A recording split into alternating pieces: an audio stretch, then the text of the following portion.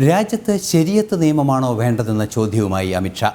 മുസ്ലിം വ്യക്തി നിയമം തുടരുമെന്ന കോൺഗ്രസ് പ്രകടന പത്രികയെ വിമർശിച്ചാണ് അമിത്ഷായുടെ പ്രതികരണം.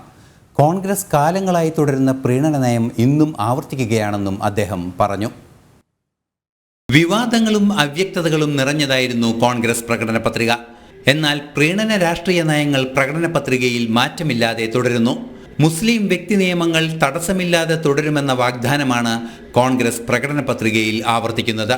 ഈ പശ്ചാത്തലത്തിലാണ് ശരിയത്ത് നിയമത്തിലാണോ രാജ്യം മുന്നോട്ട് പോകേണ്ടതെന്ന അമിത്ഷായുടെ ചോദ്യം.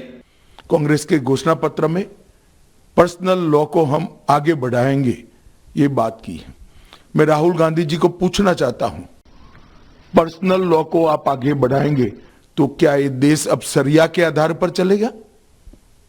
किस प्रकार का पंथ निरपेक्ष संविधान आप इस देश में चाहते हैं? हमारा संविधान पंथ निरपेक्ष है.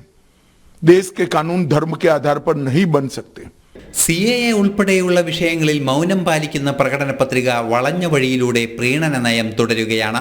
ഏക വ്യക്തി നിയമം ഉൾപ്പെടെയുള്ള വിഷയങ്ങളിൽ വ്യക്തമായ നിലപാട് പറയാൻ കോൺഗ്രസ് നേതൃത്വം തയ്യാറായിട്ടില്ലെന്നതും ചേർത്ത് വായിക്കുമ്പോഴാണ് അമിത്ഷായുടെ പ്രസ്താവന പ്രസക്തമാകുന്നത്.